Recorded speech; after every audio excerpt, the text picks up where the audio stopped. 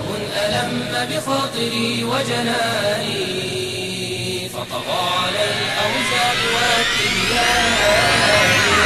ألم ألم بخاطري وجناني فطغى على الأوزان والتبيان. يا لائمي عذرا لتكرار البكاء فاسمع مقالي واقتسم أحزاني. يا لائمي عذرا لتكرار البكاء فاسمع مقالي واقتسم أحزاني. رحل الهزابر عن الحياة مفارقا دنياه لم يرك العيش. الله أكبر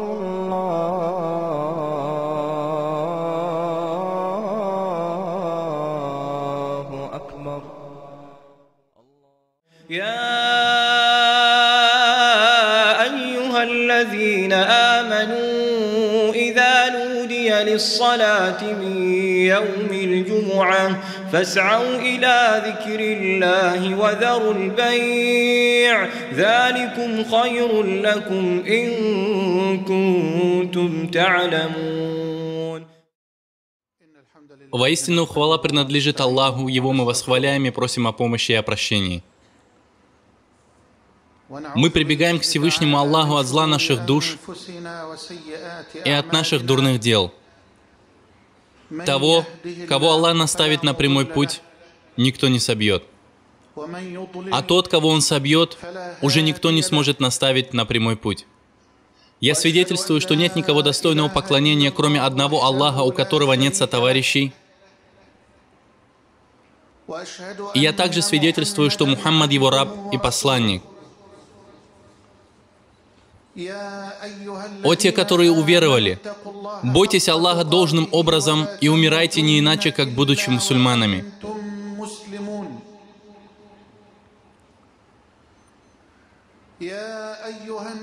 О люди, бойтесь вашего Господа, который сотворил вас из одного человека,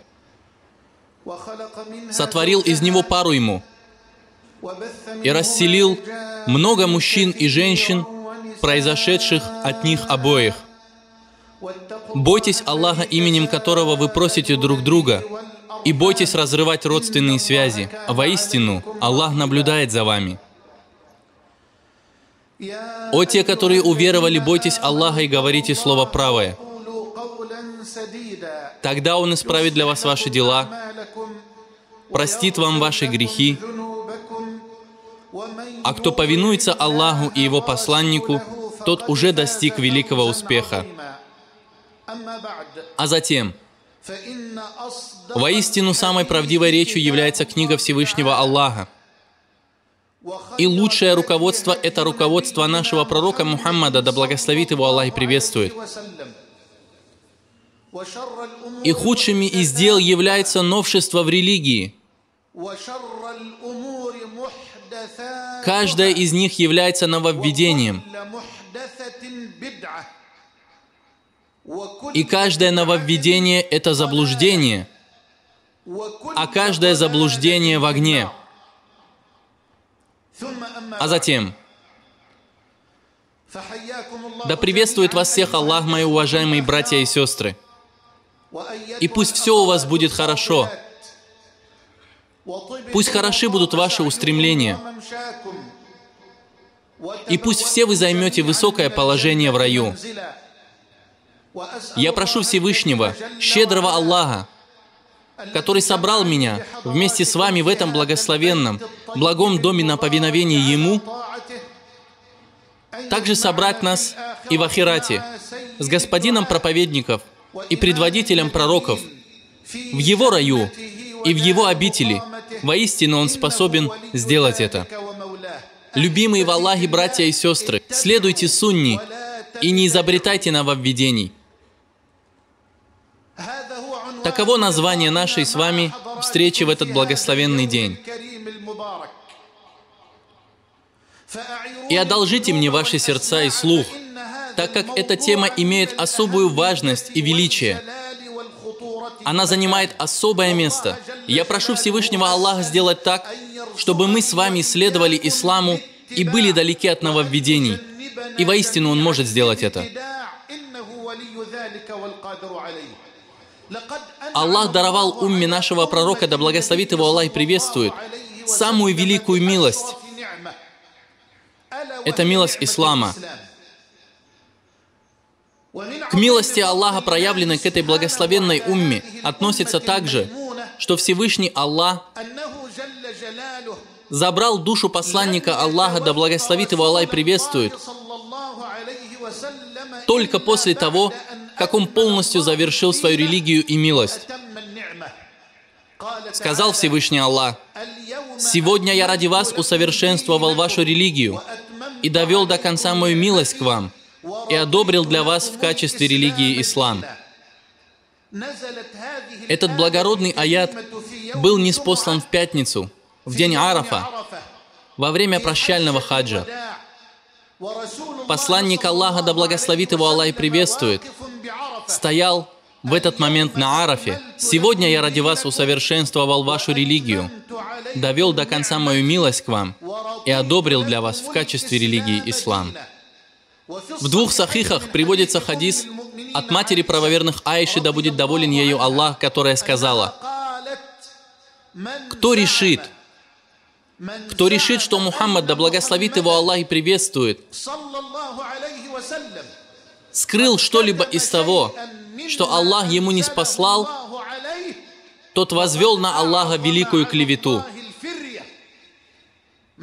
Кто решит, что Мухаммад, да благословит его Аллах и приветствует, скрыл что-либо из того, что Аллах не спаслал ему, тот возвел на Аллаха великую клевету».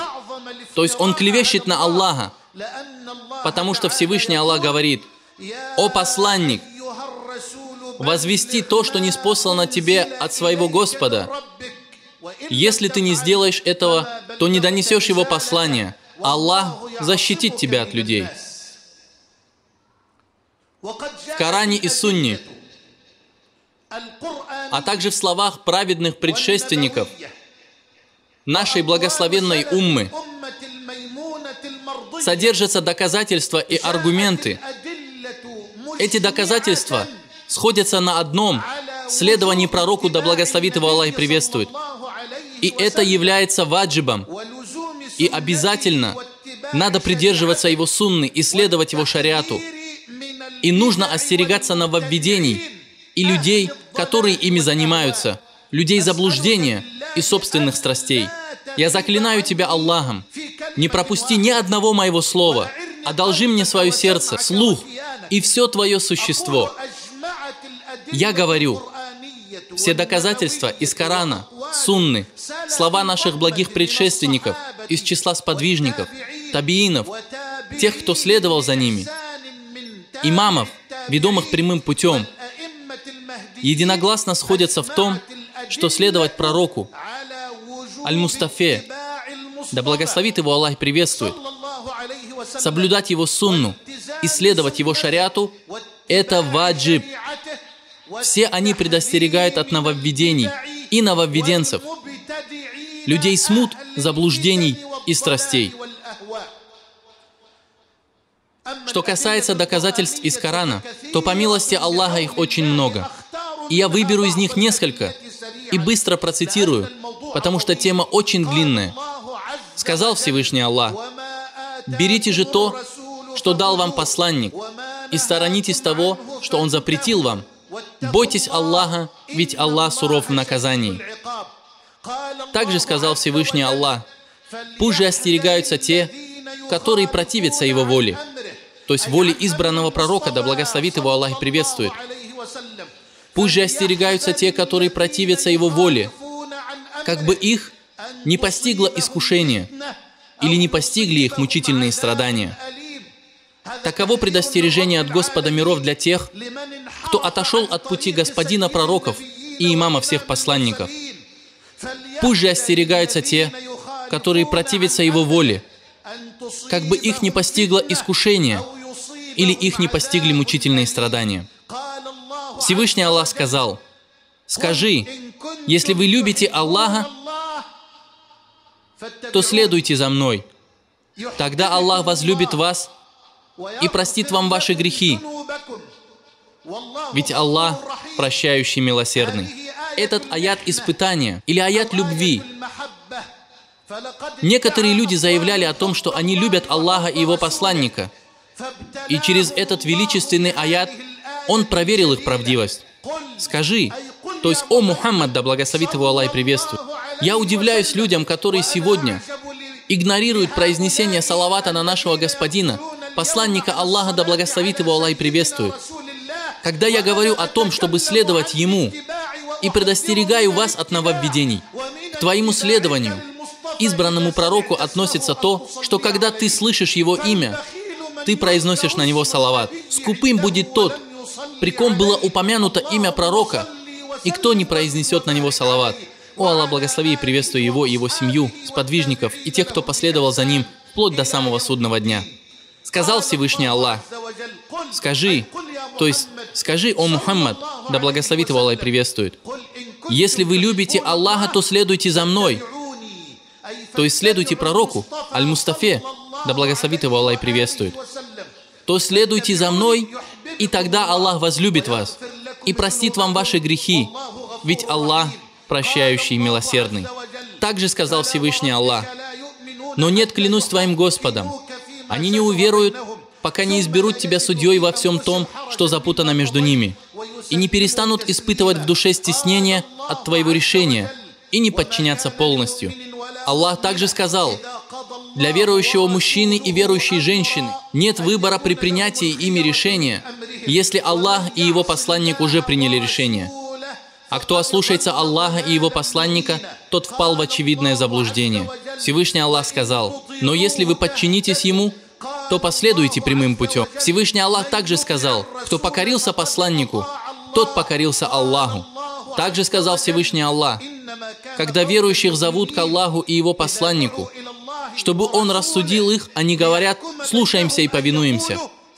Именно они являются преуспевшими. Те, которые повинуются Аллаху и Его посланнику, боятся Аллаха и исповедуют богобоязненность, обрели успех. Всевышний Аллах сказал, «О те, которые уверовали, не опережайте Аллаха и Его посланника, и бойтесь Аллаха, ибо Аллах слышащий и знающий». Ибн Аббас сказал, то есть не говорите то, что противоречит книге Аллаха и Сунне. Аль-Куртуби сказал, это значит, не предпочитайте какое-либо слово или действие слову Аллаха или слову или действию посланника Аллаха. Воистину тот, кто предпочел какое-либо слово или действие слову посланника Аллаха, тот предпочел его слову Аллаха, потому что посланник велит только то, что велит ему Всевышний Аллах. Аллах сказал, разве ты не видел тех, которые заявляют? И как же просто можно что-то безосновательно заявлять? И как же много тех, кто что-то безосновательно заявляет? Разве ты не видел тех, которые заявляют, что они уверовали в ниспосланное тебе и ниспосланное до тебя, но хотят обращаться на суд к Тагуту, хотя им приказано не веровать в него? Дьявол желает ввести их в глубокое заблуждение. Когда им говорят, придите к тому, что ниспослал Аллах, и к посланнику, ты видишь, как лицемеры стремительно отворачиваются от тебя. Всевышний Аллах также сказал, «О те, которые уверовали, повинуйтесь Аллаху и повинуйтесь посланнику и обладающим влиянием среди вас». Он не сказал, повинуйтесь обладающим влиянием среди вас, а сказал, повинуйтесь Аллаху, повинуйтесь посланнику и обладающим влиянием среди вас. Потому что твое подчинение обладающим влиянием следует только после подчинения Аллаху и Его посланнику. Повинуйтесь Аллаху и повинуйтесь посланнику и обладающим влиянием среди вас. Если же вы станете припираться о чем-нибудь, то обратитесь с этим к Аллаху и посланнику, если вы веруете в Аллаха и последний день. Так будет лучше и прекраснее по значению, или по исходу, или вознаграждению.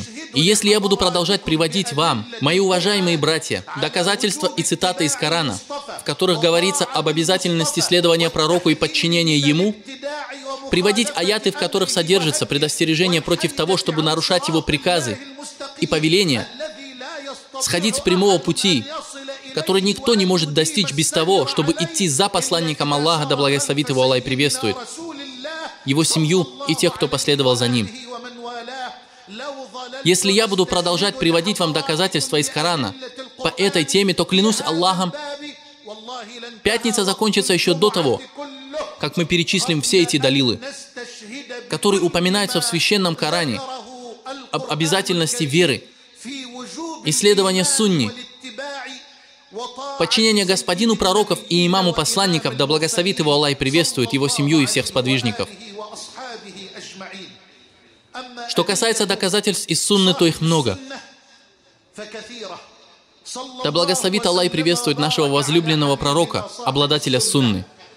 Любимый пророк, да благословит его Аллах и приветствует, сказал, как приводится это в 2 сахихах, от матери правоверных Аиши. И послушай внимательно каждое слово. Обладатель сунны, да благословит его Аллах и приветствует, сказал, если кто-то введет нечто новое в наше дело, и о значении этой фразы мы будем говорить подробнее. Если кто-то введет нечто новое в наше дело, то есть в нашу религию, то, что не относится к нему, оно будет отвергнуто. То есть, если человек введет какие-то новые слова, действия или убеждения в религию, все это изначально будет отвергнуто. Если кто-то введет нечто новое в наше дело, оно будет отвергнуто. В 2 сахихах приводится хадис от Абу Хурейры, в котором говорится, что пророк, да благословит его Аллах и приветствует, сказал: «О люди! Воистину, Всевышний Аллах вменил вам в обязанность хадж. Так совершайте хадж». Один человек встал и сказал: «О посланник Аллаха, каждый год?» Пророк промолчал. Этот человек встал во 2-й раз: «О посланник Аллаха, каждый год?» Пророк снова промолчал. Человек встал в 3-й раз и спросил: «О посланник Аллаха, каждый год?» То есть, вменил ли Аллах хадж в обязанность каждый год? Наш возлюбленный пророк, да благословит его Аллах и приветствует, ответил: «Если бы я ответил «да», то он стал бы обязательным. Если бы я ответил «да», это бы стало обязательным. То есть совершение хаджа стало бы обязательным каждый год, если бы я сказал «да». Слова пророка устанавливают законодательство. Его молчание устанавливает законоположение. Его действия также относятся к законодательству. Как сказал про него Аллах, он не говорит по прихоти. Это всего лишь внушаемое ему откровение. Научил его обладающий могучей силой. Любимый пророк, да благословит его Аллах и приветствует, сказал: «Если бы я ответил утвердительно, это стало бы обязательным, но вы не сможете. Избавьте меня от расспросов о том, относительно чего я с вами не говорил. Поистине живших до вас погубило множество вопросов и несогласие этих людей с их пророками. Когда я велю вам что-нибудь, делайте из этого, что сможете, а когда я запрещаю вам что-то, избегайте этого». В достоверном хадисе, который передал Муслим, Ахмад и другие, от Джабира ибн Абдуллы, да будет доволен ими обоими Аллах, говорится: когда пророк, да благословит его Аллах и приветствует, давал хутбу, он поднимался на мимбар. Да будет мой отец и мать выкупом за него. Он был господином всех проповедников и предводителем всех красноречивых. И под его словами сотрясались мимбары. Джабир говорит: когда пророк, да благословит его Аллах и приветствует, читал проповедь, его глаза краснели, голос возвышался, его гнев усиливался, он сжимал в руку в кулак и разжимал ее, как будто бы он дает увещевание армии и говорит: враг напал на вас утром, враг напал на вас вечером. Из того, что он сказал в своей хутбе, после того, как восхвалил Всевышнего Аллаха и воздал ему хвалу, были такие слова: «Да будут мои родители и моя душа выкупом за него». А затем: «Воистину лучшим повествованием является Писание Аллаха, а лучшим руководством – руководство Мухаммада. Самыми скверными делами является нововведение в религии. Все они являются новшествами. И каждое новшество в религии является нововведением. Каждое дело, привнесенное в религию, является нововведением. И каждое нововведение – это заблуждение. В другом достоверном риваяте говорится: «И каждое заблуждение в огне». В достоверном хадисе, который привели имам Ахмад, Абу Дауд, ат-Тирмизи и другие, от Аль-Ирбада ас-Сарии, да будет доволен им Всевышний Аллах, говорится: господин проповедников прочитал проповедь. Он сказал: посланник Аллаха, да благословит его Аллах и приветствует, прочитал нам проповедь. Послушай, что было дальше. Он дал нам красноречивую хутбу. И если кто-нибудь более красноречив, чем посланник Аллаха, не умеющий читать и писать человек, который научил всех грамотных, красноречивый человек, который учил красноречию самых красноречивых, он самый красноречивый из тех, кто когда-либо говорил на арабском языке. Аль-Ирбад сказал: посланник Аллаха, да благословит его Аллах и приветствует, обратился к нам с красноречивой хутбой, от которой устрашились сердца, а глаза увлажнились от слез. Мы сказали: о посланник Аллаха, нам кажется, что это прощальная проповедь. Ты говоришь нам настолько красноречиво, красиво, волнительно, словно прощаешься с нами. Дай же нам завещание. Пророк, да будут мои отец и мать, и моя душа выкупом за него, сказал: завещаю вам бояться Аллаха, свят он и велик. Слушайтесь и повинуйтесь правителю, даже если вами будет управлять раб. Слушайтесь и повинуйтесь правителю, даже если вами будет управлять эфиопский раб. Поистине тот из вас, кто проживет долго, увидит множество разногласий. Послушай, о мусульманин, о тот, кто хочет успеха, остерегайся смут и смутьянов, остерегайся нововведений и нововведенцев, остерегайся заблуждений и людей, которые вводят в заблуждение. Пророк сказал: воистину тот из вас, кто проживет долго, увидит множество разногласий. Поэтому вам следует придерживаться моей сунны и сунны праведных халифов, ведомых прямым путем. Абу Бакра, Умара, Усмана и Али. Это праведные халифы. А посему придерживайся моей сунны, а также сунны праведных халифов, ведомых прямым путем. Держитесь за нее своими коренными зубами.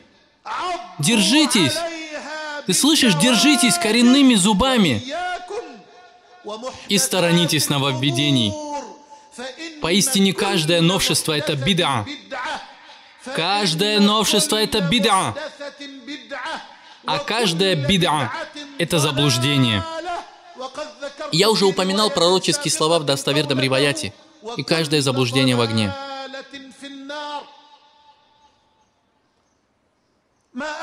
И как же много этих риваятов. И как же много этих хадисов. Как же много есть хадисов, в которых избранный пророк, да благословит его Аллах и приветствует, велит нам следовать его сунне и предостерегает: да будут мой отец и мать, и мое сердце, и моя душа выкупом за него от нововведений. Что касается слов наших праведных предшественников, то их слишком много для того, чтобы процитировать их в одном месте или просто сосчитать. Послушай, одолжи мне сегодня свое сердце и слух. Правдивейший Абу Бакр, первый человек в нашей умме после пророка Аль-Мустафы, Абу Бакр, занимает высокое положение. Ему была дана благая весть о том, что он попадет в рай. И он был упомянут в священном Коране, в словах мудрого, могущественного Аллаха. Он был одним из тех двоих, которые находились в пещере. Это был самый любимый из мужчин для сердца нашего избранного пророка. Вместе с этим правдивейший Абу Бакр говорит: воистину, я следую сунне, а не вношу нововведение. О лжец, о самозванец, о заблудший нововведенец! Да кто ты такой? Когда величайший человек в нашей умме, правдивейший Абу Бакр, говорит: воистину, я следую сунне, а не привношу нововведение. Вот Аль-Фарук нашей уммы, Умар ибн Аль-Хаттаб, на языке и сердце которого, по свидетельству пророка Аль-Мустафы, Аллах установил истину. Умар, Аль-Фарук, по поводу которого Аллах ниспослал коранические аяты с высоты 7 небес. которые соглашались с мнением Умара. Более того, слова Корана по тем вопросам совпадали со словами Умара. Вместе с этим Умар целует черный камень и говорит: «Воистину я знаю, что ты камень. Ты не приносишь ни вреда, ни пользы. И если бы я не видел, как посланник Аллаха, да благословит его Аллах и приветствует, целует тебя, то я бы не поцеловал тебя. И если бы я не видел, как посланник Аллаха, да благословит его Аллах и приветствует, целует тебя, я бы тебя не поцеловал». Вот Али. Али, предводитель богобоязненных. Али, которого воспитал Аль-Мустафа. И этого достаточно для того, чтобы осознать его достоинство и величие. Али, который также был обрадован раем при жизни, про которого наш любимый пророк, да благословит его Аллах и приветствует, сказал: «Завтра я дам знамя человеку, через которого Аллах дарует победу. Этот человек любит Аллаха и его посланника, и Аллах и его посланник любят его». Вместе с этим Али говорит: если бы религия строилась на логике, то протирать носки нужно было бы снизу, а не сверху. О ничтожный нововведенец! Эти люди имамы. Али, да будет доволен им Аллах, говорит, что если религия определяется не чьим-то мнением или логикой, религия определяется не мнением или разумом, потому что тогда религия Аллаха стала бы игрушкой для людских мнений и умов. Ты можешь что-то считать, а я буду с тобой не согласен. То, что твой разум считает правильным, отказывается принимать мой разум. То, что утверждает мой разум, может не подходить тебе. И так религия Аллаха может стать игрушкой для умов заблудших и вводящих в заблуждение, нововведений и нововведенцев, игрушка для логики самозванцев. Если бы религия определялась логикой, протирание нижней части носка, которой ты ступаешь по земле и пыли, было бы предпочтительнее протирания верхней части носка. Почему ты протираешь носок сверху? Ты ведь не ходишь этой частью носка по земле. Нет, ты идешь, и земли касается ступня, та часть носка, которая на нее надета. Вместе с этим пророк, да благословит его Аллах и приветствует, делал протирание не на нижнюю часть носка, а на верхнюю. Следуй сунне и не привноси нововведения. Абдулла ибн Мас'уд, да будет доволен им Аллах, сказал: следуйте сунне и не изобретайте нововведений. И я взял эту фразу в качестве названия для нашей встречи. Следуйте сунне и не изобретайте нововведений, ибо вам достаточно сунны. Следуете ли вы изначально тому, что вам приказано? Не делаете ли вы того, что вам делать запрещено? Соблюдаете ли вы все границы, установленные Аллахом, чтобы привносить в религию Аллаха Всевышнего что-то новое? Следуйте сунне и не изобретайте нововведений, ибо вам достаточно сунны. Абдулла ибн Умар сказал: «Я заклинаю тебя Аллахом». Послушай меня сейчас внимательно. Абдулла ибн Умар, да будет доволен Аллах им и его отцом, был одним из сподвижников, больше всего любивших пророка и придерживающихся его сунны. Послушай внимательно. Знаешь ли ты, что после смерти своего возлюбленного пророка Аль-Мустафы, Абдулла ибн Умар сел на верблюдицу и катался на ней по улицам пророческой, пречистой Медины. Он заезжал на одну улицу, из нее выходил на другую улицу и так продолжал ездить по улицам Медины. О, Ибн Умар, что же ты делаешь? Абдулла ибн Умар говорит: может быть, нога моей верблюдицы ступит туда, куда ступала нога верблюдицы пророка. Я Аллах.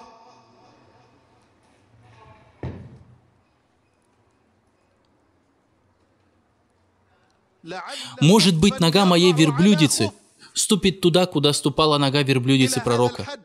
До такой степени, таким было положение Абдуллы ибн Умара с верблюдицей посланника Аллаха, да благословит его Аллах и приветствует.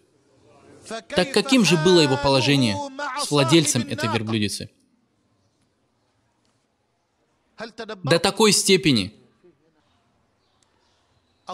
Я сказал, что Абдулла ибн Умар, да будет доволен Аллах им и его отцом, сел на свою верблюдицу и ездил на ней по улицам Медины, что нога его верблюдицы ступит на место, куда ступала верблюдица пророка, да благословит его Аллах и приветствует.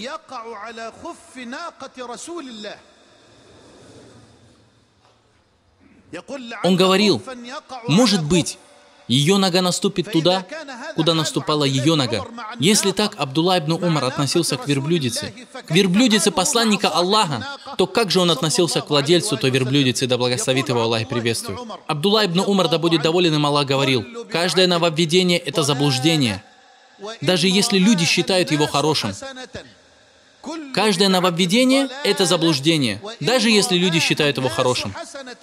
Послушай эту версию. Я специально решил сказать в начале, как Абдулла ибн Умар любил пророка, да благословит его Аллах и приветствует, и как он следовал за ним, чтобы ты посмотрел на эту любовь и на истинное следование его сунне. Ат-Тирмизи привел хадис с хорошим иснадом, и его также привел Аль-Хаким. В этом хадисе говорится, что один человек чихнул при Абдулле ибн Умаре. Абдулла ибн Умар сидел с ним рядом на собрании. Сидел человек, который чихнул. Тот человек сказал, «Альхамдулилля, да пребудет мир и благословение над посланником Аллаха». Абдулла ибн Умар обернулся к нему и сказал, «Посланник Аллаха, да благословит его Аллах и приветствует, учил нас не так. Посланник Аллаха, да благословит его Аллах и приветствует, учил говорить нас не так. Пророк, да благословит его Аллах и приветствует, сказал, если кто-либо из вас чихнет, пусть скажет «Альхамдулилля». И он не говорил, чтобы мы делали в этот момент салават на пророка. Осознали ли вы вместе со мной этот хадис? По-моему, ты его еще не понял до конца.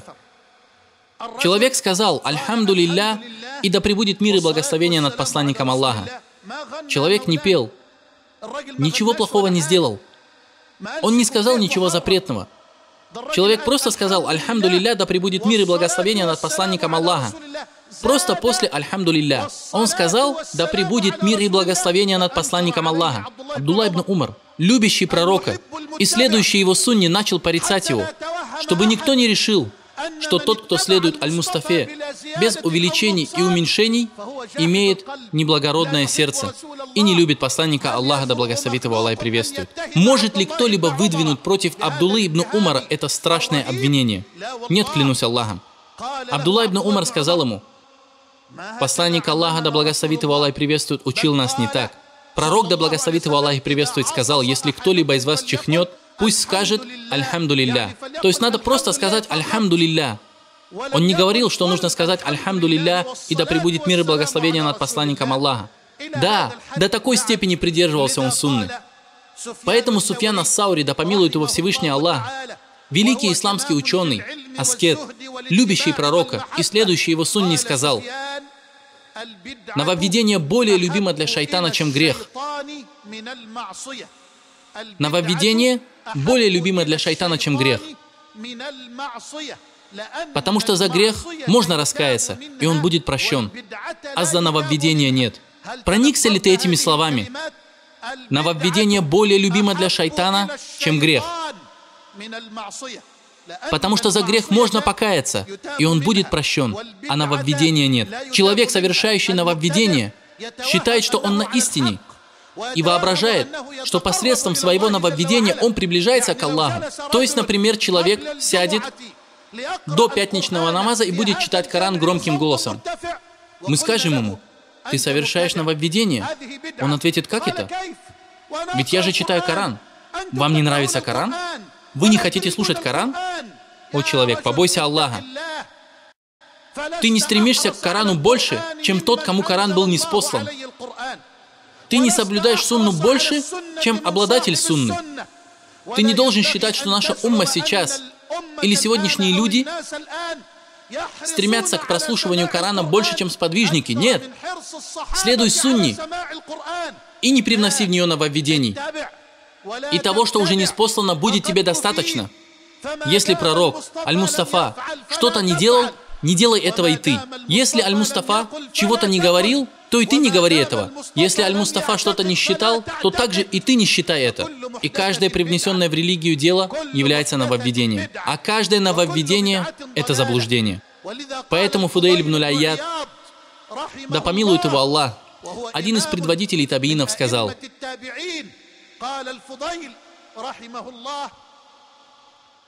Из сердца того, кто полюбит нововведенца, выйдет свет ислама.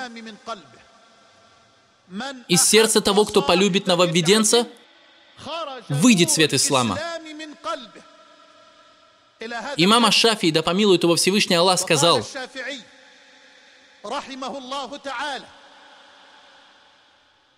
новоизобретенные вещи бывают двух видов. Новоизобретенные вещи бывают двух видов. Первый вид – то, что привнесено в религию, и то, что противоречит Корану, Сунне и Иджма. И это то самое нововведение и заблуждение. Имам Ахмад, имам Ахлюс-Сунна сказал: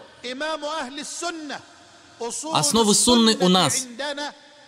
Основы сунны у нас в том, чтобы придерживаться того, на чем были сподвижники посланника Аллаха, да благословит его Аллах и приветствует. Подражать им и не совершать нововведений. Ведь воистину каждое нововведение – заблуждение. Ведь воистину каждое нововведение – заблуждение. Послушай меня. Я заклинаю тебя Аллахом, осознай эти слова. Если ты просто услышишь аяты, хадисы и слова наших праведных предшественников, тебе этого будет достаточно. Имам Малик сказал. И я сейчас не говорю от себя. Я привожу либо аяты, либо хадисы, либо слова наших праведных предшественников. Имам Малик сказал. Имам Даруль-Хиджра, да помилует его Всевышний Аллах. Имам сказал: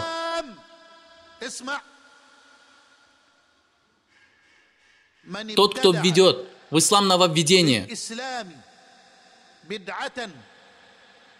которое он считает хорошим, тот посчитал, что Мухаммад предал свою миссию. Тот, кто введет в ислам нововведение, которое он считает хорошим, тот подумал, что Мухаммад предал свою миссию. Тот, кто введет в ислам нововведение, которое он считает хорошим, тот подумал, что Мухаммад предал свою миссию. Да благословит его Аллах и приветствует. Это слова наших имамов. Тот, кто введет в ислам нововведение, которое он считает хорошим, тот счел, что Мухаммад предал свое послание. Потому что Всевышний Аллах говорит: «Сегодня я ради вас усовершенствовал вашу религию, довел до конца мою милость к вам и одобрил для вас в качестве религии ислам». Слушай, заклинаю тебя Аллахом, послушай, осознай эти слова. Прошу тебя, ради Аллаха, послушай внимательно. Один человек пришел к имаму Малику, к имаму Даруль-Хиджры, пророческой мечети, и сказал ему: «О имам, с какого места мне войти в состояние ихрама, когда я делаю хадж и умру?» Имам ответил ему: «Зуль-Хулейфи». Зуль-Хулейфа – это микат для жителей Медины, и сейчас это место называется Абьяр-Али. Имам сказал ему: «В Зуль-Хулейфе, где в храм вошел посланник Аллаха, да благословит его Аллах и приветствует». Человек сказал: «А я хочу войти в храм, в мечети пророка, да благословит его Аллах и приветствует, начиная от его могилы». Посмотрите, как хорошо. Можешь ли ты сравнить Зуль-Хулейфу с мечетью пророка? Ты хочешь сравнить это место, микат для мединцев, Зуль-Хулейфу, с мечетью пророка, про которую наш любимый пророк, да благословит его Аллах и приветствует, сказал, что один намаз в ней засчитывается как 1000 намазов. В этой мечети находится его могила, про которую сказали некоторые ученые: комната пророка, да благословит его Аллах и приветствует, в которой находится его тело, лучше, чем Кааба. Да, пророк, да благословит его Аллах и приветствует, говорил Каабе: «Как ты велика, и как велика твоя священность, однако священность верующего перед Аллахом больше, чем ты». Так что же более заповедно и более священно, чем господин верующих и предводитель всех пророков? Разве ты можешь сравнить Зуль-Хулейфу с пророческой мечетью и священность благородной могилы? Человек хочет войти в храм с более хорошего места. Он говорит: «Я хочу войти в храм отсюда, из заповедной мечети, от могилы посланника Аллаха, да благословит его Аллах и приветствует». Имам Малик сказал ему: «Нет, не делай так. Я боюсь за тебя из-за фитны». Какой фитны, о имам? Причем здесь фитна? Вместо того, чтобы войти в ихрам в Зуль-Хулейфе, я войду в состояние ихрама в мечети пророка. В чем тут фитна? Человек сказал: «О, имам, в чем же здесь фитна?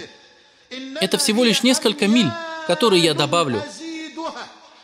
И вместо того, чтобы зайти в ихрам в Зуль-Хулейфе, я сделаю это в мечети пророка. Всего 4 лишних километра. Это всего лишь несколько миль. Послушай. Послушай, что сказал имам. Послушай имамов Ахлю-Сунны. Что сказал имам Малик? Он сказал ему: есть фитна более великая, чем то, что ты считаешь, что опередил в достижении блага, благого дела посланника Аллаха. Есть ли фитна более великая, чем твое мнение, что ты достиг чего-то хорошего, чего не в состоянии был сделать посланник Аллаха, да благословит его Аллах и приветствует? Это же нововведение. О, нововведенец! И есть бида, когда ты заявляешь, что достиг чего-то, чего не достиг посланник Аллаха, да благословит его Аллах и приветствует. Привнес что-то, что не делал посланник Аллаха. Стремишься ли ты к награде больше, чем избранный пророк? Стремишься ли ты к религии, исследованию ей больше, чем избранный пророк? Ты должен вступать в ихрам оттуда, откуда это делал посланник Аллаха, без добавок или прибавок. Есть ли фитна более великая, чем твое мнение, что ты достиг чего-то хорошего, чего не в состоянии был сделать посланник Аллаха, да благословит его Аллах и приветствует?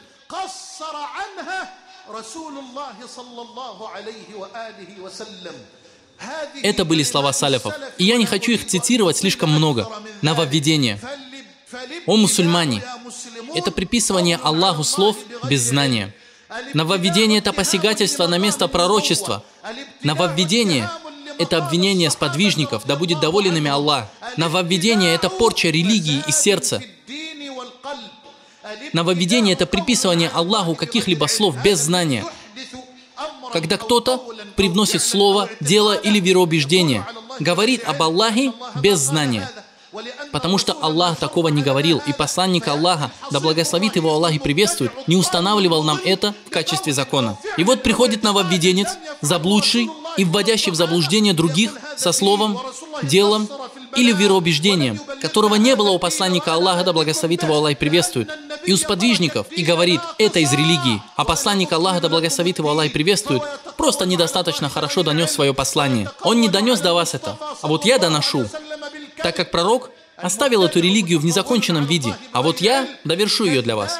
Нововведенец, который говорит об Аллахе без знаний, лжет на посланника Аллаха, да благословит его Аллах и приветствует. Лжет на сподвижников посланника Аллаха, да благословит его Аллах и приветствует. Да, запрещенные вещи имеют 4 стадии. И наш Господь объяснил их в Коране, начав с самой легкой стадии и закончив самой скверной и опасной. Всевышний Аллах сказал: «Скажи, да благословит Аллах того, кому Он обращается. Мой Господь запретил вам совершать мерзкие поступки, как явные, так и скрытые». Послушай, что дальше. Что это за самые страшные и мерзкие поступки? Скажи: «Мой Господь запретил вам совершать мерзкие поступки, как явные, так и скрытые, совершать грехи, бесчинствовать без всякого права, приобщать к Аллаху сотоварищей, в пользу чего Он не ниспослал никакого доказательства, и наговаривать на Аллаха то, чего вы не знаете». Наговор на Аллаха без знаний. Аллах сделал это самой последней стадией запретных вещей, даже более опасной, чем ширк. Почему? Потому что мушрик, многобожник, приобщающий к Аллаху сотоварищей, вредит только себе. Что касается того, кто наговаривает на Аллаха без знания, то он является заблудшим сам по себе и вводит в заблуждение других. Вредит как себе, так и другим. Он вводит в заблуждение и себя, и окружающих. Он губит и себя, и других людей. Нововведенец – это тот, кто наговаривает на Аллаха без знания, обвиняет пророка, да благословит его Аллах и приветствует, обвиняет его в том, что он не донес религию Господа миров полностью. Нововведенец обвиняет сподвижников. Нововведенец имеет испорченное сердце и испорченную религию. Шейх аль-Ислам ибн Таймия, да помилует его Аллах, сказал: законоположение шариата – это пища для сердец. Это выражение будто бы записано страшащимися Аллаха слезами. Законоположение шариата – это пища для сердец. Когда же сердца будут вскормлены на нововведениях, они становятся подобны тому, что было возвращено на скверной пище. Законоположение – это пища для сердец. Когда же сердца будут вскормлены на нововведениях, они будут подобны тому, что было возвращено на скверной пище. Нововведенец сопротивляется шариату,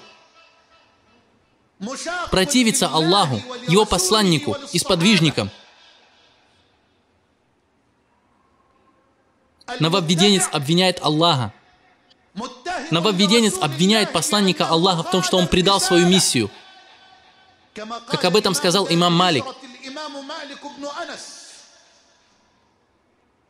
Я скажу кратко, так как время поджимает.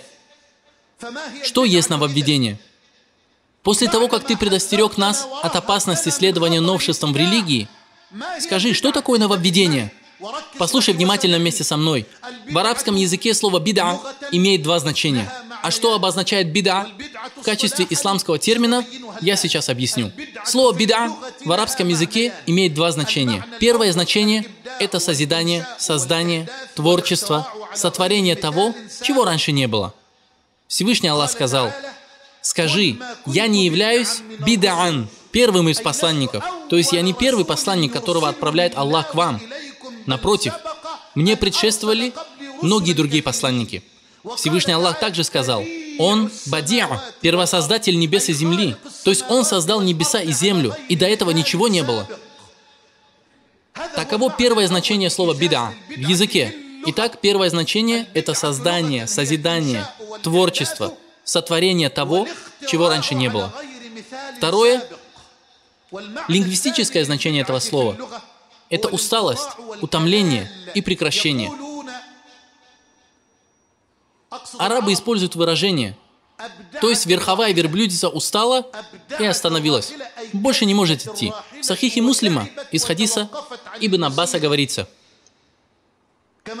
что пророк отправил одного человека с 16 верблюдицами. Потом человек вернулся к пророку и сказал: «О посланник Аллаха, что мне делать с теми верблюдицами, которые устали и остановились?»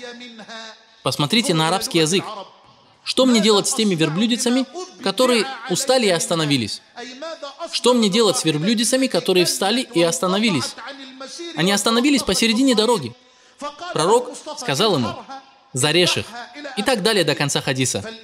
Таким образом, в арабском языке слово «бида» имеет значение творения, сотворения, а также усталости и остановки. Что же касается шариатского термина «бида», то это любое дело, привнесенное в религию.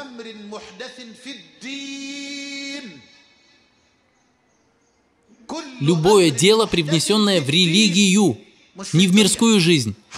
Что бы ты ни говорил, что самолеты — это бида, машины — это бида, микрофон — это бида, радио — это бида, камера — это бида. Нет. Бида — это все, что было привнесено в религию.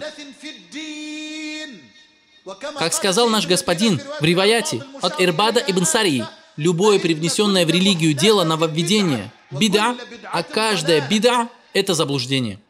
Какое-то новое изобретение в религии — это новшество. Имам аш-Шафии сказал, что нововведения бывает двух видов. Как я упоминал уже об этом. Первый вид – это нововведения в религии, которые противоречат Корану и Сунне, и иджма. Это и есть бида, заблуждение. В тех нововведениях, которые касаются других дел, не противоречащих Корану и Сунне и иджма, нет ничего плохого. Имам Хафиз ибн Хаджар сказал, слово «мухдасат» является множественным числом от слова «мухдаса». Мухдаса – это любое дело, привнесенное в религию, основы которого нет в Коране, Сунне и иджма. Имам ан-Навави, да помилует его Аллах, сказал, бида – это то, чего не было в эпоху пророка, да благословит его Аллах и приветствует. Также сказал и шейх уль-Ислам ибн Таймия. Он сказал, бида – это то, что противоречит Корану и Сунне и иджма. То же самое сказал имам аш-Шатиби в своей ценной и интересной книге «Аль-Аттисам». Бида это придуманный путь в религии. То есть нововведение – это придуманный путь в религии, который претендует на свою законность. Под ней имеется в виду чрезмерность поклонения Всевышнему Аллаху. Бида – это придуманный путь в религии, который претендует на законность. Под ней имеется в виду ложная чрезмерность в поклонении Всевышнему Аллаху. Слова саляфов и имамов сошлись в определении слова «бида», что это дело, которое было внесено в религию Аллаха и которое противоречит Корану и достоверной сунне и иджма. Корану, достоверной сунне и иджма. Таким образом, совершенно недопустимо, любимые братья и сестры, делить нововведения на хорошие и порицаемые. Это неправильное разделение. Одолжите мне ваш слух и сердца. О, получающие исламские знания студенты! После всего того, что я объяснил, недопустимо говорить, что нововведения в религии делятся на похвальные и порицаемые, или на хорошие нововведения и порицаемые нововведения. А почему бы нам так не говорить, шейх? Сейчас я приведу тебе хадисы и доказательства, и я хочу, чтобы ты ответил на них. Ну давай мне свои доказательства. Вот первое. Разве Умар ибн аль-Хаттаб не произносил фразу «Как хороша эта бида»? Это первое. Когда Умар ибн аль-Хаттаб вошел в мечеть, и сподвижники собрались вокруг Убей ибн Кааба, и он увидел, как они молятся за своим чтецом Убей ибн Каабом, он, да будет доволен им Аллах, сказал: «Как прекрасно это бида». Как ты на это ответишь? Аль-Хафиз ибн Раджаб сказал: под всем, что было упомянуто о бида языками праведных саляфов, имеется в виду языковое значение слова бида. Имеется в виду языковое значение слова бида. Аль-Хафиз ибн Касир сказал: бида в шариате означает то, о чем сказал пророк, да благословит его Аллах и приветствует. Кто привнес что-то в это наше дело, то есть в нашу религию, оно будет отвергнуто. Вторая часть – это бида в языковом своем значении. К ней относятся слова Умара ибн аль-Хаттаба. Как прекрасна эта бида.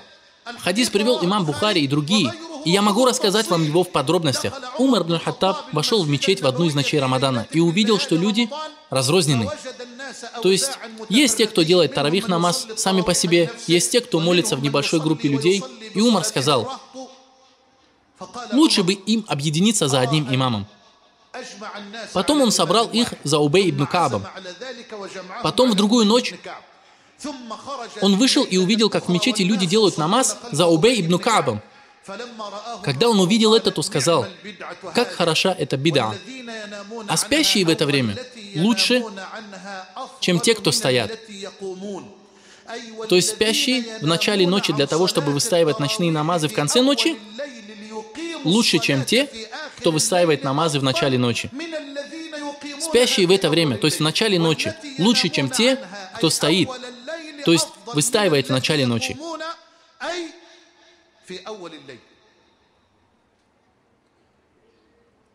Это слова Умара. Как же прекрасно это нововведение.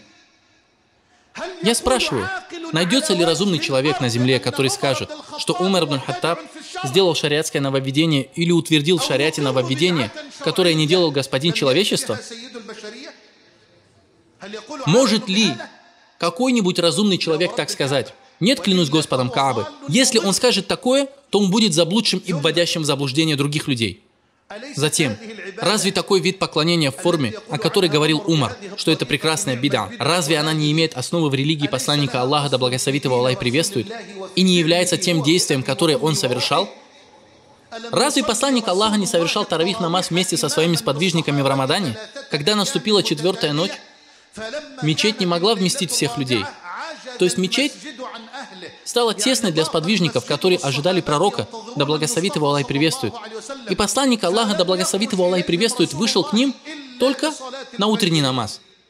Когда пророк совершил утренний намаз, то повернулся к ним и воздал хвалу Аллаху, после чего сказал: «Воистину то, что вы находились здесь, не осталось скрытым от меня». Я знал, что вы собрались в мечети. Так почему ты не вышел к нам, о посланник Аллаха, чтобы совершить с нами таравих намаз? Так же, как ты молился со своими сподвижниками в предыдущие ночи. Любимый пророк ответил: я побоялся, что этот намаз будет сделан для вас обязательным, и вы не сможете его совершать. Да благословит его Аллах и приветствует. То есть пророк совершал таравих намаз в джамаате. Действие Умара имело свою основу в сунне. Его совершал обладатель сунны. Слушай дальше. Даже если бы посланник Аллаха этого не делал, даже если бы мне кто-то сказал, что посланник Аллаха, да благословит его Аллах и приветствует, не совершал таравих намаз джамаатом постоянно, так зачем это ввел Умар? Я скажу, даже если этого не делал посланник Аллаха, а делал Умар, нам велено следовать за Умаром. Даже если пророк, да благословит его Аллах и приветствует, не делал чего-то, зато делал Умар, мы с тобой следуем за Умаром, по приказу посланника Аллаха, сказавшего: держитесь за мою сунну и сунну праведных халифов, ведомых прямым путем, после меня. Держитесь за нее своими коренными зубами. Разве наш пророк не сказал: следуйте за теми двумя, кто будет после меня, Абу Бакром и Умаром? Даже если так не делал посланник Аллаха, мы будем делать то, что делал Умар. Мы очень любим Аллаха и Его довольство. Мы доверяем и верим, что сунна сподвижников из числа праведных халифов – это та сунна, которой мы должны следовать, так как на это есть доказательства. Делать так, как нам повелел господин пророков и посланников, да благословит его Аллах и приветствует, его и его семью. Кто-то может сказать: мы удовлетворились этим ответом. Джазак Аллаху хайран. Но что ты скажешь про Абдуллу ибн Мас'уда, передавшим слова посланника Аллаха? То, что мусульмане считают хорошим, это хорошо перед Аллахом. И то, что мусульмане считают плохим, оно плохо перед Аллахом. Что ты можешь сказать об этом хадисе посланника Аллаха? Кто введет в ислам хорошую сунну, тому будет за нее аджр, а также аджр тех, кто последует за ней, вплоть до судного дня. А кто введет в ислам плохую сунну, тот понесет ее бремя и бремя тех, кто последовал ей вплоть до самого судного дня. И в другой версии добавляется, без того, чтобы их бремя в чем-то уменьшилось. Ответ на два этих внушающих вопроса будет озвучен после небольшого отдыха. Я завершаю свои слова и прошу прощения у Аллаха, прощения для себя и для вас. Я свидетельствую, что нет никого достойного поклонения, кроме Аллаха, и свидетельствую, что Мухаммад – его раб и посланник. О Аллах, благослови его и приветствуй, а также его семью, сподвижников и тех, кто последовал за ним. А затем, ответ на второй вопрос, вселяющий сомнения, хадис о том, что то, что мусульмане считают хорошим, то хорошо перед Аллахом, и то, что мусульмане считают плохим, оно плохо перед Аллахом. Это не слова пророка, да благословит его Аллах и приветствует. Это недостоверный хадис. Его иснад достоверен только до Абдуллы ибн Мас'уда. Да будет доволен им Аллах. Его привел имам Ахмад в своем муснаде, Аль-Хаким, в Аль-Мустадраке и другие.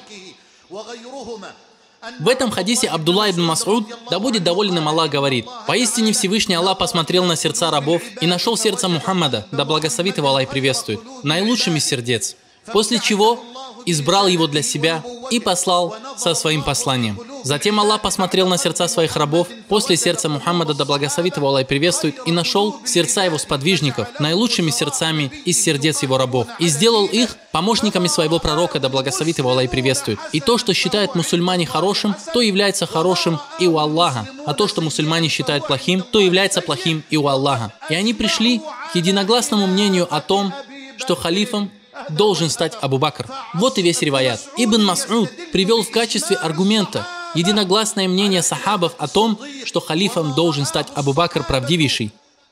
И то, что сподвижники единогласно решили, это аргумент. И то, что решили мусульмане, он имел в виду сподвижников в их единогласном мнении по поводу халифата Абу Бакра. И то, что считают мусульмане хорошим, то является хорошим и у Аллаха. А что мусульмане считают плохим, то является плохим и у Аллаха.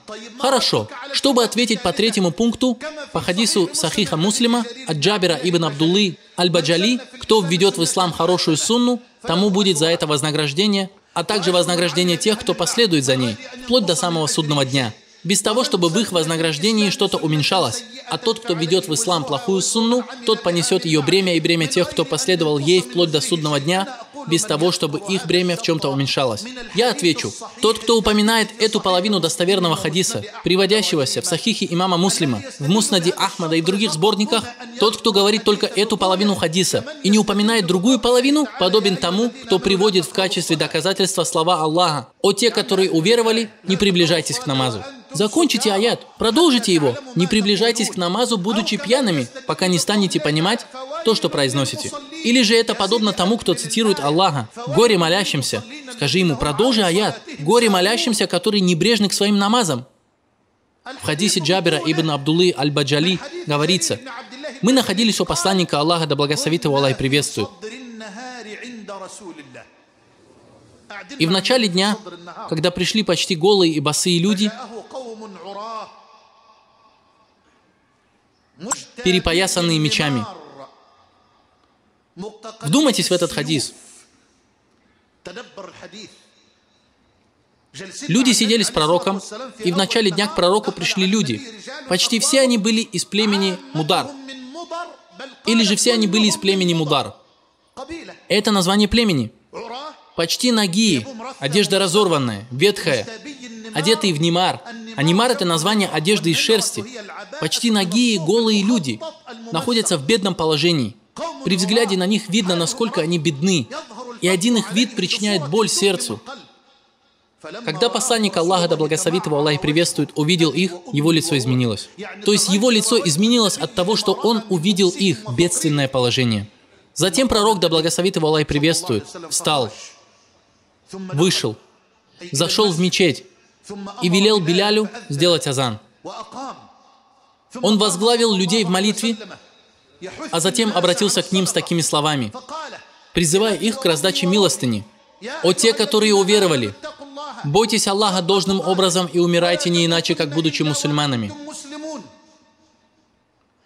О люди, бойтесь вашего Господа, который сотворил вас из одного человека». Так говорит пророк. «О люди, бойтесь вашего Господа, который сотворил вас из одного человека, сотворил из него пару ему и расселил много мужчин и женщин, произошедших от них обоих. Бойтесь Аллаха, именем которого вы просите друг друга, и бойтесь разрывать родственные связи. Воистину Аллах наблюдает за вами». Он также прочитал слова Аллаха: «О те, которые уверовали, бойтесь Аллаха, и пусть душа посмотрит, что она приготовила на завтрашний день. Бойтесь Аллаха, ведь Аллах ведает о том, что вы совершаете». Потом он призвал сподвижников к тому, чтобы они давали милостыню, и сказал: «Пусть человек даст в качестве милостыни свой динар или дирхам». То есть пусть он даст, что может, то, что в его силах, или саа пшеницы, или фиников, или даже половину финика. То есть пусть кто-то из вас даст милостыню хотя бы половиной финика. И тогда пришел один из ансаров со свертком, который он мог еле-еле нести в своей руке. То есть этот сверток был полон золотыми динарами. И человек еле как с большим трудом их нес. Посмотрите на этого человека, который всех опередил. Что сказал о нем пророк Аль-Мустафа? Тогда пришел один из ансаров со свертком, который еле мог нести в своей руке. Он положил его пророку, а затем встали другие люди, и каждый стал давать столько милостыни, сколько мог, пока не собралось 2 кучки еды и одежды. Лицо посланника Аллаха, да благословит его Аллах и приветствует, засияло от радости, подобно золоту. Лицо посланника Аллаха, да благословит его Аллах и приветствует, засияло от радости. И он сказал: «Тот, кто начнет в исламе хорошее дело, сунна хасана, получит ее награду и награду тех, кто совершит это дело, ничуть не умаляя их награду». И так до конца хадиса. И такими словами он похвалил этого первого ансара, который встал и принес сверток, полный золота. И своим действием он вдохновил остальных сподвижников на дачу милостыни. Это не значит, что он принес в ислам какое-то нововведение. Этот человек не делал нововведений. Он просто начал хорошее дело. Он дал милостыню. Милостыню мусульманам. Милостыню мусульманам велено давать изначально, как об этом говорится в Коране и Сунне. Однако он встал и обновил значение милостыни в сердцах сподвижников. И они ответили на его поступок. Как пример, тот, кто в наше время соблюдает сунну акики, когда ее почти забыли и не делают.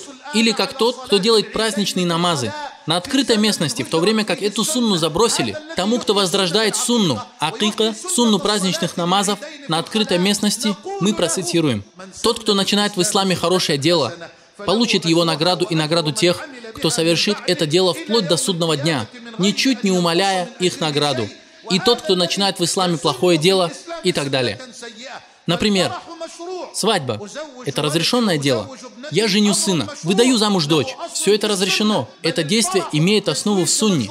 Мало того, дозволено радоваться, отмечать свадьбу при заключении брака. И вот приходит один человек и приводит в селение танцовщицу, в то время, когда люди в нем привыкли к поклонению Аллаху и достойной жизни, а не к порокам или порицаемым вещам. И вот приходит этот заблудший человек с нововведением и приводит с собой обнаженную танцовщицу, чтобы она оживила свадьбу его сына или дочери, которая развратно танцует всю ночь напролет. Такому человеку мы скажем: тот, кто начинает в исламе плохое дело, понесет бремя этого греха и бремя тех, кто совершит это дело после него, ничуть не умаляя их бремени. Тот первый человек будет нести на себе бремя греха каждого, кто приведет на свадьбу полуголую танцовщицу, следуя его примеру. Тот первый человек будет нести на себе бремя греха первого, грех сотого, тысячного и так далее.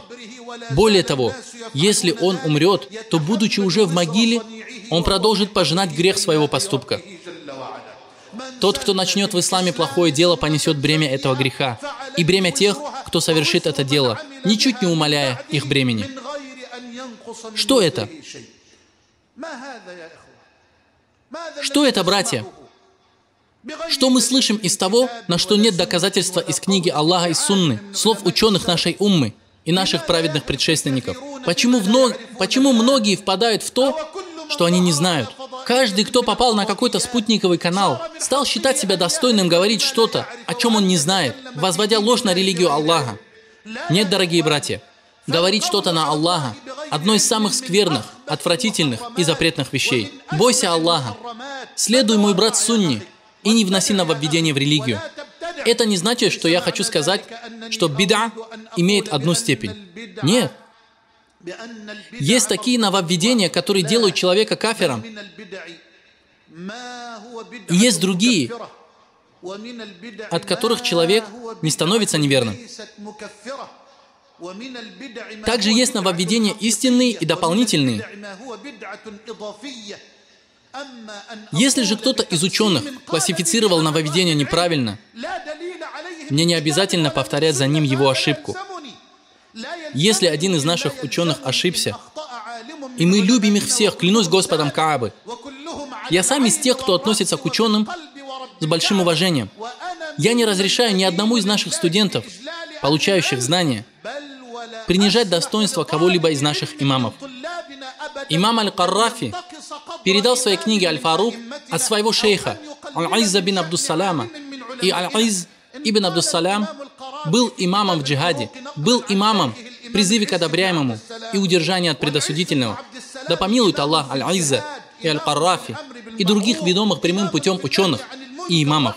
Тем не менее, имам Аль-Изз ошибся в этом разделении и сказал, что нововведение делится на 5 частей: на обязательное бида, на рекомендованное бида, на разрешенное, запрещенное и нежелательное бида.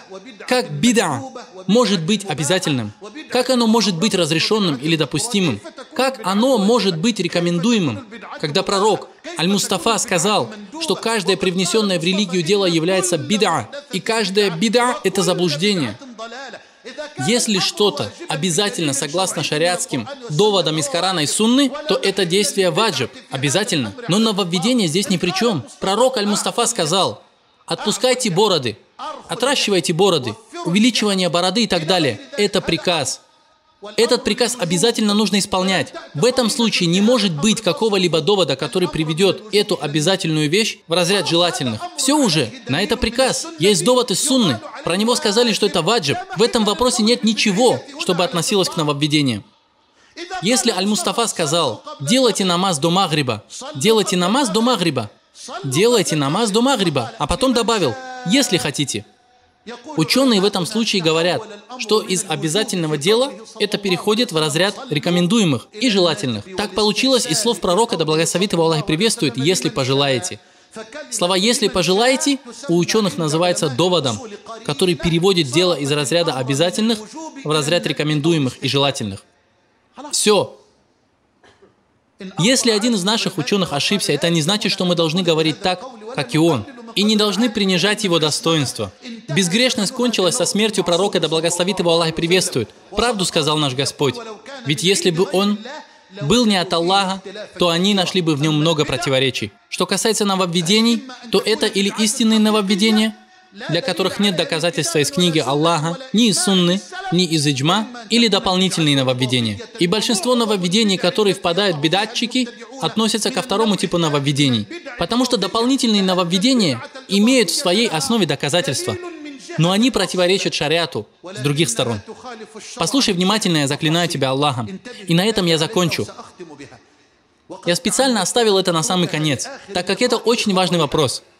Я говорю, дополнительное нововведение – это наиболее опасный вид нововведений, из-за того, что подобных нововведений очень много. Большинство нововведенцев впадают именно в этот вид нововведений. Истинное нововведение известно. На него нет доказательства ни из книги Аллаха, ни из сунны, ни из иджма. Например, человек отрешается от мира, не женится, все время только молится Аллаху, хотя ему надо жениться, и оправдывает это тем, что он хочет таким образом приблизиться к Аллаху.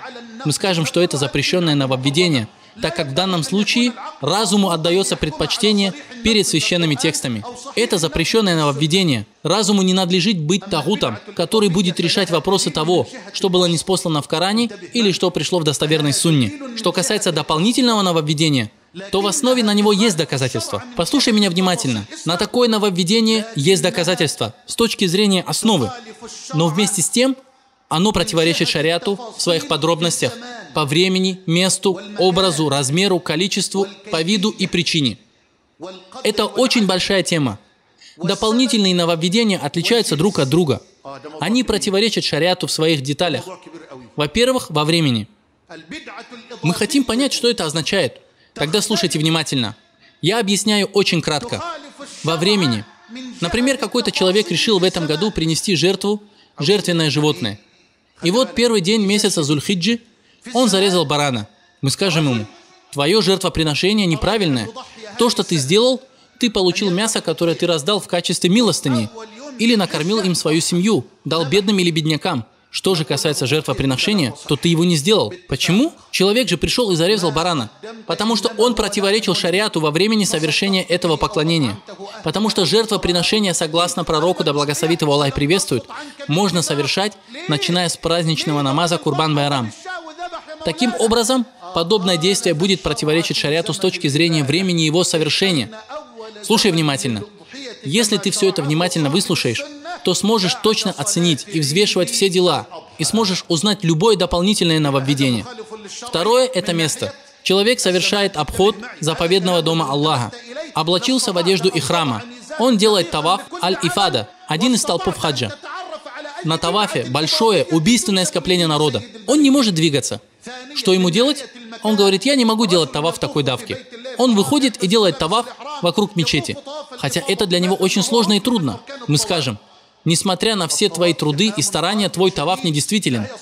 Он неправилен, потому что Всевышний Аллах сказал, «И очищай мой дом, Каабу, для тех, кто совершает обход». Место для тавафа – это дом, Кааба, а не мечеть. Этот человек противоречит шариату в месте совершения поклонения. Третье. Образ действия. Человек совершает намаз.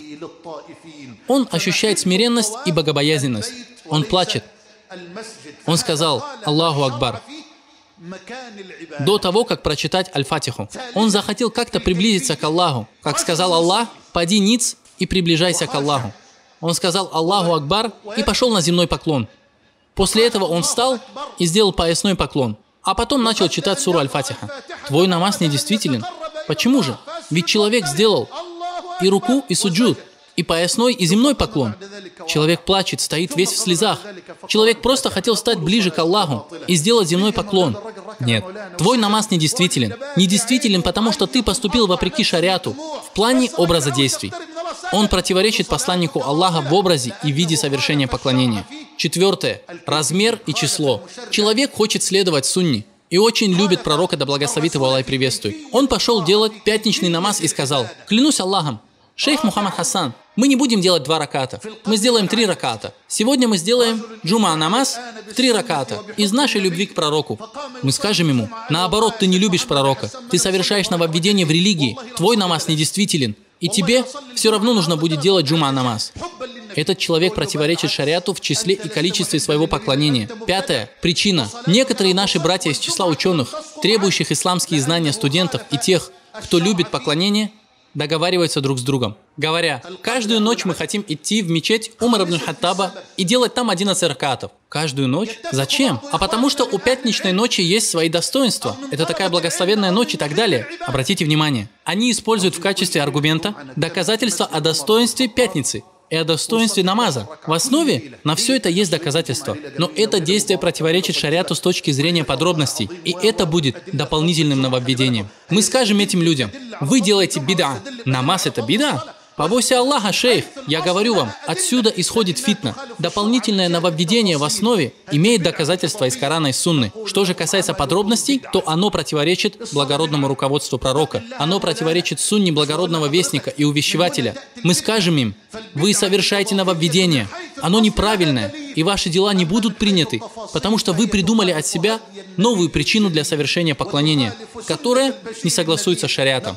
И, наконец, вид и род. Человек хотел совершить жертвоприношение, но в жертву он принес коня. Зарезал лошадь. Мы скажем ему: это от тебя не примется. Твое жертвоприношение недействительно, потому что твоя жертва не относилась к разрешенным для жертвоприношения в шариате видам животных. И в жертву можно приносить только верблюдов, коров и овец. Таковы описания нововведений. Мы должны учитывать их при каждом деле. И человек, который что-то делает, должен следовать в своих действиях пророку, да благословит его Аллах и приветствует. И извините меня, если я долго вас задержал.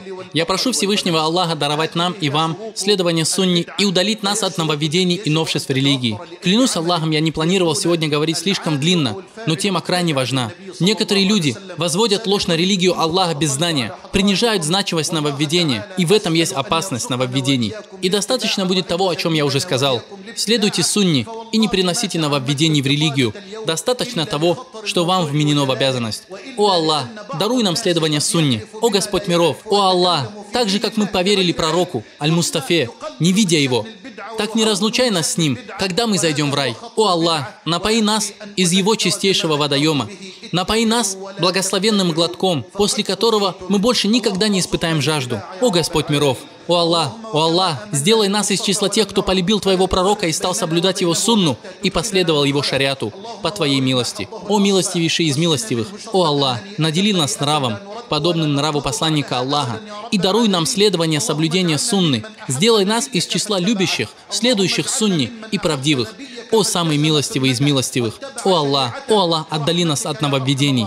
Защити нас от зла нововведений и следования страстям. О Аллах, отдали нас от нововведений и страстей. Удали от нас нововведенцев и людей, следующих на поводу своих страстей. О самый милостивый из милостивых, о Аллах, надели нас боязнью к Тебе, которая будет преградой между Тобой и совершением греха. Надели нас предпочтением к Тебе, которое даст нам возможность достичь Твоего рая. Дай нам убежденность, которая сделает легким для нас беды этого мира. Дай нам возможность наслаждаться нашим успехом, зрением и силой, пока мы живы, и сделай так, чтобы они оставались с нами, пока мы не умрем.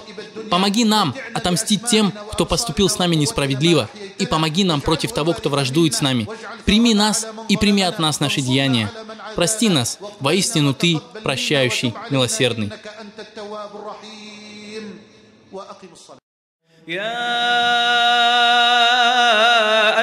الذين آمنوا إذا نودي للصلاة من يوم الجمعة فاسعوا إلى ذكر الله وذروا البيع ذلكم خير لكم إن